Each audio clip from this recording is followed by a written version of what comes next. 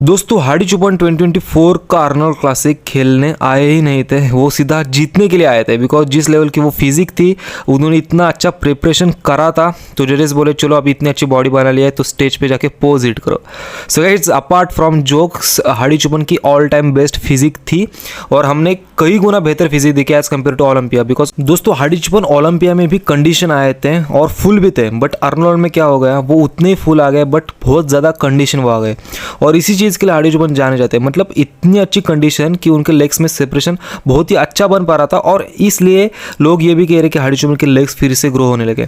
So guys, चीज़ ये हो सकती है, डेफिनेटली थोड़ा बहुत मसल टिश्यूज ऐड हो सकता है, बट मुझे लगता है उनका हर एक मसल इतनी तरीके से फटा हुआ था कि वो उस मसल पे स्किन है या नहीं यही नज़र नहीं आ रहा था। बिकॉज 100% कंडीशन पीक करी थी उन्होंने स्टेज पे। एंड ओवरऑल जो सेपरेशन था, वो जो अपर बॉडी में उनके फाइबर्स दिख रहे थे, खास करके मैं उनकी चेस्ट आपको नोटिस करवाना चाहूँगा, जिस तरीके से फाइबर आ रहे थे और इसी को मसल मैच्योरिटी कहते हैं। अगर आप हार्डी का करियर देखोगे बॉडी बिल्डिंग का, ओलंपिया का ही देख लो आप 2019 से आज 2024 में कैसे उनकी फिजिक निकल करके आ रही है। चेस्ट में फाइबर्स देख लो, शोल्डर्स कितने हार्ड आ रहे हैं और इसी को कहते हैं मसल मैच्योरिटी। जो आपके मसल टिश्यूज़ होते हैं वो through out the year, through out the days improve होते रहते हैं, नए बनते रहते हैं, बट जो पुराने मसल्स होते हैं वो ज़्यादा मसल मैच्योरिटी गेन करते हैं और इसी को ही मसल मैच्योरिटी कहते हैं। और गाइज, ओलंपिया ख़त्म होने के बाद आर्नोल्ड तक 3 महीने थे और 3 महीने में हार्डी चुपन ने इतनी इंप्रूवमेंट करी है, कोई भी बॉडी बिल्डर नहीं कर सकता। बिकॉज आपको पता है एक बॉडी बिल्डर ज़्यादा से ज़्यादा क्या कर सकता है, वो अपने कंडीशन में इंप्रूवमेंट कर सकता है, राइट। बट हार्डी चुपन की रियर फिजिक देख लेना, उनके हैमस्ट्रिंग में आपको इंप्रूवमेंट दिखेगी और बैक में दिखेगी, खास करके उनके लोअर लैट्स। मतलब उनकी बैक जेनेटिकली स्ट्रांग थी बट उन्होंने अपने बैक को उतना ज़्यादा टाइम नहीं दिया था, आप कह सकते हो, या फिर वो अपने बैक को उतना ज़्यादा ट्रेन नहीं करा था। और इसीलिए जब अभी वो 36-37 ईयर के हो गए उसके बाद उनके बैक इंप्रूवमेंट हो रही है और मुझे लगता है इस बैक में और ज़्यादा इंप्रूवमेंट करेंगे ओलंपिया तक। देन डेरिक लैंसफोर्ड के साथ वो रियर फिजिक्स से कम्पीट डेफिनेटली कर सकते हैं। हालांकि फिर भी लेग्स में, ओवरऑल ग्लूट्स में, हैमस्ट्रिंग में वो डेरिक से पीछे रह जाएंगे बिकॉज डेरिक का all time best and one of the best pose आता है। जेनेटिकली बैक काफ़ी वाइड आती है, बैक पे डिटेलिंग काफ़ी अच्छी आती है।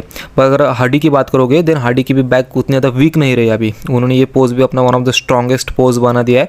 अगर फ्रंट डबल बाइसेप की बात आती है देन मुझे लगता है इस पोज में ओवर डेरेक या फिर ओवर कोई भी बॉडी बिल्डर हार्डी को ही जीतना चाहिए। जिस तरीके से वो लैट्स खोल रहे थे आर्नोल्ड क्लासिक में, कॉन्फिडेंस के साथ पोज को हिट कर रहे थे, इस वाले कंपटीशन में हार्डी को छोड़ के किसी और को जजेस विनर बना ही नहीं सकते थे। अगर सपोज आप समझ करके चल रहे ना कि आर्नोल्ड क्लासिक सैमसन जोधा जीतते देन ओलंपिया से भी ज़्यादा तहलका मचता जो डेरिक लैंसफोर्ड वर्सेस हार्डी चुपन के बीच में बना था। बिकॉज ओलंपिया के टाइम ही लोगों ने डेरिक को बिल्कुल एक्सेप्ट नहीं करा था, इतना ज़्यादा ट्रोल करा था, इतना ज़्यादा रिपोर्ट करा था कि उनका अकाउंट ही सस्पेंड हुआ था। आप सभी को पता है इंस्टाग्राम के बारे में उनके।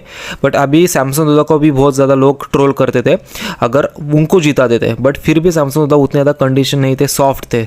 तो सवाल यही है कि अगर सैमसन जोधा ऑल कंडीशन लेके आते, फुल भी रहते, अगर उनके मसल्स में फाइबर दिखते जैसे हार्डी के भी दिखते, देन कौन जीतता। तो गाइस, मेरा ऑनेस्ट ओपिनियन यही है कि हार्डी को ही जीतना चाहिए। कोई भी बंदा कैसे भी कंडीशन लेकर के आए, हार्डी चुपन इज़ परफेक्ट, उनका कोई भी मसल ग्रुप लैक नहीं करता आज के टाइम पे। और मुझे लगता है यही चीज़ उनको ओलंपिया में फिर से अपना टाइटल रिटेन करने में हेल्प कर सकती है। हालांकि डेरिक लैंसफोर्ड ने ज़्यादा ऑफ लिया है ओवरऑल ईयर का, तो उनकी तरफ से हम ज़्यादा रिजल्ट्स, ज़्यादा चेंजेस, ज़्यादा इंप्रूवमेंट्स एक्सपेक्ट कर सकते हैं। बट लेट्स सी कि ओलंपिया के टाइम क्या होता है, क्या इस साल जजेस का प्रेफरेंस फिर से बदलता है। और खास करके जो साइड चेस्ट के पोज में जजेस ने हार्डी के सामने डेरिक को जिताया था, उस पोज में क्या हार्डी जीतते फिर से, आप लोग कमेंट सेक्शन में ज़रूर बता सकते हो। दोस्तों, वीडियो में आगे बढ़ने से पहले क्रिएटिन एग्जैक्टली क्यों और कैसे यूज़ करते हो उसके बारे में बताना चाहता हूँ। दोस्तों, first of all creatine ADP को एटीपी में कन्वर्ट करने के लिए यूज़ किया जाता है। एडीपी मतलब एडेनोसिन डाइफॉस्फेट, उसको एटीपी में कन्वर्ट करते हैं।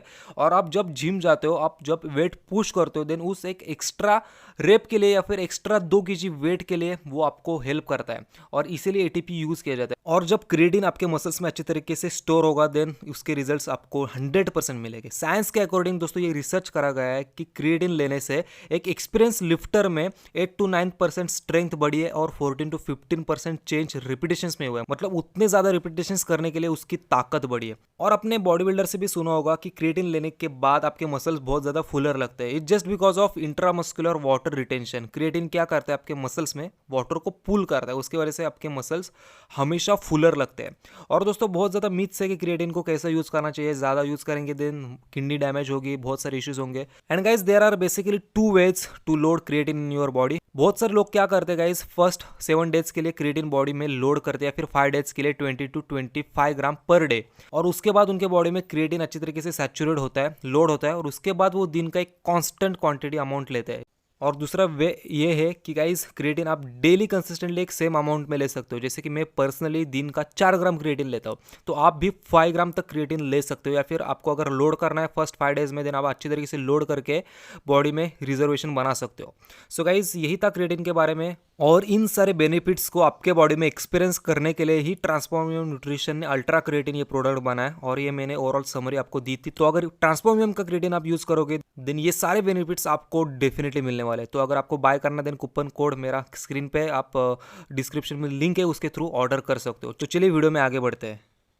सो गाइज खास करके मैं यही चीज़ नोटिस करना चाहूँगा, उनके आर्म्स में बिल्कुल वही आपको कंडीशन दिखेगी। 3 महीने में वो ज़्यादा इंचेस तो ऐड नहीं कर सकते अपने बाइसेप्स में, बट ओवरऑल रियर फिजिक देख लेना, मुझे much better and much improve लग रही है। अगर वो कंडीशन की बात हो, अगर वो फाइबर की बात हो, हैमस्ट्रिंग आप देख सकते हो, ज़्यादा लेग्स बड़े लग रहे थे, ग्लूट्स ऑन पॉइंट थे, फाइब्रस थे, एट द सेम टाइम उनका कोर सेक्शन। गाइज एक बॉडी बिल्डर मसल इंसर्शन अच्छा होने के कारण ही नहीं जीतता, अगर उनका कोर बहुत स्ट्रांग है, वन ऑफ द स्ट्रांग है, देन वो स्टेज पे बहुत ज़्यादा इल्यूजन क्रिएट कर सकता है। आप देख सकते हो हार्डी कितना ज़्यादा इल्यूजन क्रिएट कर पा रहे स्टेज पे, और इसीलिए मैंने ये उनका वीडियो बनाया था कि हार्डी ने ओलंपिया से अर्नोल्ड तक कितनी इंप्रूवमेंट करी है, कैसे इंप्रूवमेंट करी है। हालांकि लोग हार्डी चुपन वर्सेस सैमसन उद्दा का कंपैरिजन कर रहे हैं, बट मैं हार्डी का कंपैरिजन हार्डी के साथ ही कर रहा हूँ 3 महीने पहले का, बिकॉज 3 महीने के बाद एक बंदा इतना ड्रास्टिक इंप्रूवमेंट कर सकता है, वो भी 37 उम्र में। देन गाइज मुझे लगता है ये बहुत ही ज़्यादा काबिल तारीफ बात है, बहुत ही ज़्यादा रिस्पेक्टफुल है हार्डी चुपन के लिए। और इससे अंदाज़ा लग सकता है कि वो जो हार मिली थी उनको, वो कितनी ज़्यादा उनको हर्ट करी थी, कितना ज़्यादा उनको इस चीज़ से मोटिवेशन मिली थी, और इसलिए उन्होंने डिसाइड करा था कि वो आर्नोल्ड क्लासिक खेलेंगे और उसे जीतेंगे, एंड फाइनली उन्होंने करके दिखाया है। सो अगर आप दोनों वीडियोस, पोजिंग वीडियोस ओलंपिया और आर्नोल्ड के, हार्डी के नोटिस करोगे अच्छी तरीके से, देन आपको छोटी छोटी चीज़ें और ज़्यादा नोटिस होगी कि कहाँ पे इंप्रूवमेंट हुई है। बट जो बेसिकली मुझे मेजर इंप्रूवमेंट लगी वो उनकी रियर फिजिक, उनकी condition, because fullness with 100% condition लाना एक 99% मुश्किल ही चीज़ होती है। कभी बॉडी बिल्डर का दिन अच्छा हो, या फिर बॉडी बिल्डर के आप बोल सकते हो उनके कोचेस के प्रोटोकॉल 100% बॉडी को सूट करते, देन बॉडी बिल्डर हिट करता है उतना अच्छा पीक, और जो हार्डी चुपन नहीं करता। लेट्स सी, अभी वो आर्नोल्ड यूके में भी कम्पीट करने वाले हैं। सो आपको क्या लगता है? मेरा प्रेडिक्शन तो यही है कि हार्डी चुपन ही जीतेंगे, सेकंड पे सैमसन आएंगे, और थर्ड पे चले जाएंगे रफेल। हो सकता है अगर सैमसन ऑफ आ गए देन रफेल सेकंड नंबर पे है। सो ये मेरा ओपिनियन था, ये मेरा एनालिसिस था हार्डी के फिजिक को लेकर। आपको क्या लगता है हार्डी के फ्यूचर के बारे में, और इस साल के ओलंपिया के बारे में? क्या डेरिक लैंसफोर्ड को हराएंगे हार्डी चुपन फिर से? और उनके ओवरऑल फिजिक के बारे में आपको क्या लगता है? आप अपना एक थॉट रख सकते हो कमेंट सेक्शन में। इससे अंदाज़ मिल सकता है मुझे कि कितने ज़्यादा बॉडी बिल्डिंग वाले मैच्योर लोग हैं, मैच्योर व्यूअर्स है, ऑडियंस है जो बॉडी बिल्डिंग को पूरी तरीके से जानते हैं। So let me know in the comment section. Thank you so much for watching it. See you soon. Love you all and stay tuned for the next.